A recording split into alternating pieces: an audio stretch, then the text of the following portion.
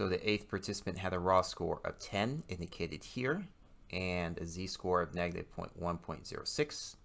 And we rounded this up and we were able to hand calculate that. So I expect that to be part of your work so I can give you credit for those calculations to get the z-score, as well as getting this value right here, which is going to be a simple difference mathematical calculation that you make.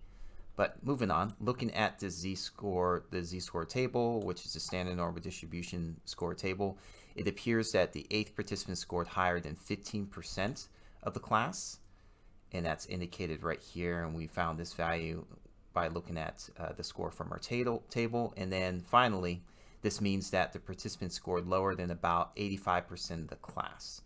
And what we did here is we did 1 minus 0.15 and got this answer right here, which is to the right of our z-score. Assuming that we have an approximately normal distribution, and we do not, if we were to go into our data and get the skewness and kurtosis, we would find that skewness and kurtosis is way outside the bounds of normality.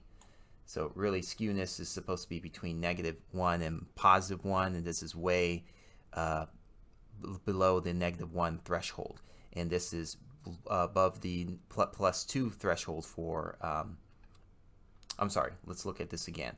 So looking at this number right here, the kurtosis is above the +2 threshold. This standard deviation statistic is for our calculation, and then the mean is for our calculation as well to get the z-score. Avoid the STD error. You don't need this error right here, and you don't need this error right here. You're going to look at these values here, statistic for kurtosis and skewness, and these are way outside the bounds here. Finally, if we were to look at this last part of this slide, or before I do that, let me back up a couple of paces here. So I wanted to kind of show you a visualization of how I got this answer to this question, part C of question 3. What is the probability of selecting a score that falls between your z-score and the mean? Well, if you draw in the area to the left of the mean, which is this orange area, that's going to be 50%, and you draw the area to the left of your z-score. In this case, our z-score was 1.88, which equated to 97%. And so we have this purple area shaded in, and the overlapping region, the region that we're looking to get, is this area right here, and we just subtract this shaded area in purple minus this shaded area in orange, and that gives us its value right here. Just another way in which you can visualize it and understand what's happening in the process of getting this answer.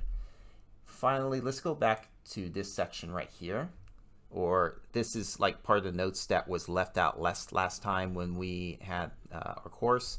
Although this lab does not go into depth about the sample means and probabilities, I thought it would be useful to include a little information about the topic here in the overview. And instead of selecting individual scores, we look to compute the probability of selecting the whole samples. As we have discussed earlier, one sample will not be perfectly representative of a population, and there will be some error. So there will be some error and maybe some bad information in our calculations when it comes to skewness and kurtosis. But another form of error is going to be the sampling error that we always have to keep in the back of our mind, that's just going to be here. How do we remedy this error? We can use distribution of sample means, which is compilation of all the random sample means that can be taken from the population. And I think that you're going to go over this in your course, and you can find this information in your textbook as well. It would be also important to consider variability, specifically standard error of mean. And this is the symbol right here. This is going to be base M. And remember that standard deviation tells us how clustered around the means the scores are, and as well as an individual score represents the population. How well the individual score represents the population. The standard error of the mean tells us about the distribution of sample means. A large standard error tells us the different sample means we collect are far apart from one another. A small standard error tells us the sample means are clustered closely. So this is how you're going to calculate the standard error right here. And I think we'll go into more detail on this later, and you'll find this in your course as well. And we should also consider law of large numbers. So the larger your sample size, theoretically, the smaller your error is going to be. And it usually is the case. In terms of probability, we can still calculate z-scores from a sample mean. The formula for the z-scores will be adjusted, though. As you can see below, the denominator of the formula is switched from dividing sigma to sigma base m. Also, we replace the individual score with m, sample mean. So without further ado, we'll probably go into more detail with this later, but the take-home message is there's always going to be error, and our results are going to be imperfect. And so as you see here, we're making estimations about the population, but in this final answer I said, assuming that we have approximately normal distribution, that factors in.